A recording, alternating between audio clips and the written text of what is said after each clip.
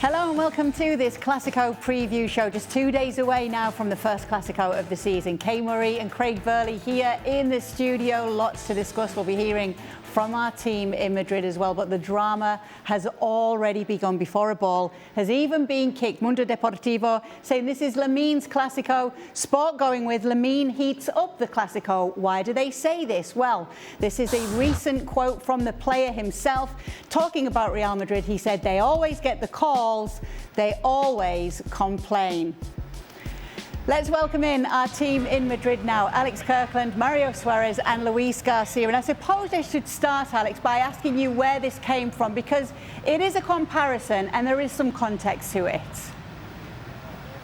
Hello, Kay. Yeah, it's worth giving some context because this isn't just Lamine Yamal hitting out at Real Madrid. This is Lamine Yamal appearing on a YouTube show promoting the Kings League, which is Gerard Piqué's alternative football league. Lamine Yamal is now involved in that league.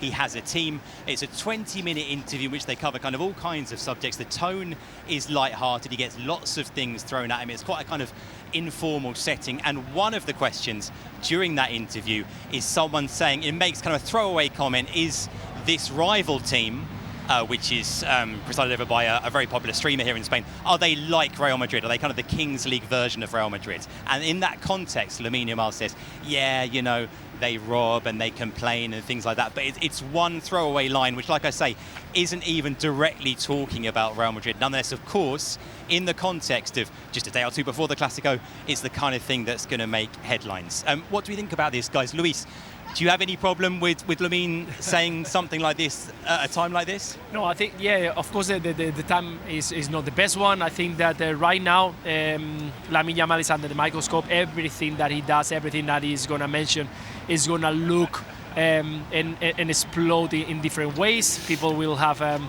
I'm not trying to say or saving him for what he says. I wouldn't do that. I think he's young. He's going to make mistakes. He's going to make comments that people is not going to enjoy. He will come for a time that he understands and he will mature at some point. He's still a young kid. This is a new generation that is going to the Kings League. Nothing like that will happen in our time. You will be focused on playing at the Bernabeu or at the Camp Nou, focusing on what you have to do. But this is a new generation, digital. They are digital creators, content creators. They are exposed every single day because they are public figures and the exposure is very big. So there are going to be a lot of moments where these young players get involved in situations where probably they wouldn't expect what he creates around them. So for me, it's okay. I understand. He's young. I understand. I'm not supporting these kind of comments because I think that they kind of make or generate something around them. But again, he's young and he will understand that it's better to talk about football, it's better to play football, it's better to be focusing on your job more than be exposed in different situations, because it's been a lot of time happening these kind of things. Mario, is it like a generational It's a new generation, thing? this one. Yeah, I was going to say, like in your day, this kind of format, this kind of setting didn't even really exist in which you would say something in, like I say, in such a kind of informal, relaxed, offhand environment. Well, what can I say after this comment from this legend, no? So, but it's true. It's too young still for me. I think I'm 20 years older than Lamine. But it's all about the context. It was in the Kings League. I will never say that, but you know, these new times, he has a lot of confidence on himself. He was playing like a game with this content creator, with Ibai, very famous here. They were playing like a game, and well, the problem here is what he's gonna do on the pitch, what is gonna happen on Sunday, what is he gonna be able to do, and let's see if he's going to perform well, because in the last matches, because of the injury he has and the pain he's having, he's not performing the way we were used to see Lamine Yamal. So he has the chance now on Sunday to say, look, I said this on Kings League, and now I'm gonna prove you that I was saying the truth. One thing's for sure, Kay, I mean, there's no possible way that any more spotlight can be on Lamine Yamal than was already going to be the case, because we're talking about right now one of the absolute best players in the world, in the biggest fixture in the world as well. Yeah, absolutely. What do you think of those comments? Mario's 20 years older than Lamine Yamal. I need to start counting my fingers, see how much older I am. I don't even want to tell you how much older I am than Lamine Yamal, but I agree with the guys. It's a flippant comment. He's a youngster. he's pretty much had a very good time against Real Madrid, particularly last season when they won all 4 games. He played great. But I think when you get burnt in big games, you learn to not give the opposition anything. I remember playing in Celtic Rangers games and you did not want to give your opposition anything to get them up. And you learn that as you go along, and you learn that in defeat sometimes to think, okay, I've got to let my football do the talking. He has done that, and I think here, he's probably just a throwaway comment, but you know what the media is like these days. Newspapers have always been like it, but the social media picks it up, the newspapers run with headlines, and they will run it as far as they can to take the context of what he said as far as they can to build a story. And sometimes that can annoy other teams, but I think there are bigger fish to fry for Real Madrid than worrying about what Lamine Yamal is saying. The biggest worry for them is actually trying to stop Lamine Yamal on the field. Yeah, Lamine Yamal has not been shy to say things when it comes to El Clásicos. We saw that last season, but then he's delivered as well. And obviously here's another Clásico that we're looking to see if he will deliver, and you wouldn't bet against it. No, and look, you can make these little comments sometimes, but then you have to go and back it up, and he's done that. I mean, I was lucky enough to be at the final Clásico last year with Luis. Real Madrid were 2-0 up. Mbappe was looking sharp and he was looking great, and the title was back on. And then not only did Barcelona turn it on in that first half, but Lamine Yamal absolutely turned the screw. He has done this in so many games. And I think for a youngster, even though he's won a European Championship and he's playing at Barcelona, and you could argue that he should have won the Ballon d'Or, but Ousmane Dembele won it, who was great, but you could put that up for an argument.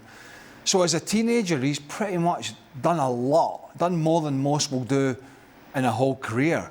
But what I find amazing is he's thus far in his career, he's not been fazed by anything.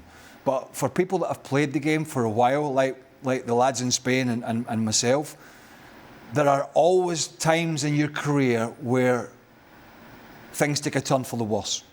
Whether it be results, whether it be form, whether it be performances, whether it be injury. And it's at those times you have to roll your sleeve up and you have to dig deep mentally to get back to where you were.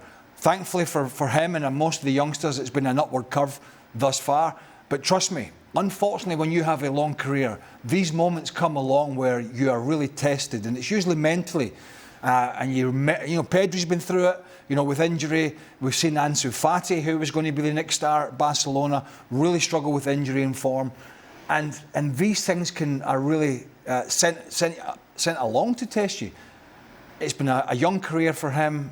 There's been a lot of highs, and when he finds that low, and when that low comes, he's going to have to dig deep to get out of it. But thus far, everything he touches pretty much is turning to gold. And of course, Alex, he himself is back from a recent injury and hoping to make up for some of the other injuries in this Barcelona team right now. Yeah, it's been an injury-disrupted season for Barcelona so far in a number of key positions, and the big one, of course, is Lamine Yamal, because he's arguably the best player in the league, and when he's absent, you notice, even if Barca have done more or less well to compensate for his absence at times, but there's no doubt the focus is going to be on him. And like Craig says, the thing from him is that nothing has appeared to faze him so far. Nothing has seemed to distract him so far. Whatever headlines there are about whatever goes on or off the pitch, he seems to play with an incredible freedom, Luis, given the incredible pressure that is on his shoulders at such a young age. I think he's not conscious about it. I read the other day, well, actually, it was Mario talking with Villa in his podcast, and Villa was saying, I think he's not conscious because if you are conscious about the pressure that is around you, what involved what you are doing playing for Barcelona and trying to win all the trophies, then you realize and you feel the pressure and you will be shaking your legs. I think that he's still not being conscious. He's a youngster that is playing and having fun. He's like playing with mates. He's surrounded by young players. Let's not forget they are Balde, Pedri, Gavi. They are young players, and it's easier to understand him that he's enjoying like he's playing on the streets. And that means that when he's on the field, he's just enjoying, just having fun, and he doesn't feel the pressure. And that's something good. And hopefully he can keep it for quite a long period, because in the moment he realized that he needs to deliver every single weekend, that everyone is expecting of him to perform at the highest level, is when he can come kind of itchy, and we'll have to see if he's ready for the challenge, ready to cope with all that pressure. But for so far, I think he's been really, really impressive. Even with the last injury, you can see that he's enjoying. He wants to have the ball. He wants to, of course, he's still not sharp enough because he's been quite a few weeks stopping. But again, I think he's enjoying and it's a joy to watch. And that's the thing, Kay. It's not just that he doesn't feel the pressure or appear to feel the pressure. He appears to actively enjoy and thrive on that pressure, and that's something really special. Yeah. Yeah, I mean, I got one of the things I want, if I may, just ask the two lads there, talking about Lamine Yamal. If you think about the early season Real Madrid left-back Carreras, he's done pretty well, but he had a very dramatic Madrid derby, didn't he? He really struggled along with Huijsen in there, who may or may not be fit. But how are Real Madrid going to deal with Lamine Yamal in terms of Carreras is going to be nervous because of his performance against Madrid when they get walloped by 5 goals? How's he going to cope getting into this game? Go on, Mario. What do you think about Lamine versus Carreras as a one-to-one battle? I think when you face a player like Lamine Yamal, it's not a question of 1v1. I think Carreras will need help from the defenders, from the midfielders, to pay more. There are players that you have to pay more attention. Even Pedri in the midfield is not 1v1. You have to work as a team, defend as a team, and because Lamine Yamal, I think he's able to face any defender and to win that duel, you know. So I think Carreras will need the help from Tchouaméni, for example, from Huijsen or Asensio, the player who is going to play there. And Carreras is not going to be able. He's going to be able to win some duels, but he's not going to be able to defend 90 minutes 1v1 against Lamine Yamal, because Lamine Yamal is one of the best players in the world. For me, even he's not sharp enough, but he's gonna. Real Madrid, if they want to win, they are gonna need to work as a team, as a unit, and not just individuals. Yeah, no doubt. It's going to be key, Kay, how Madrid cope with Lamine Yamal.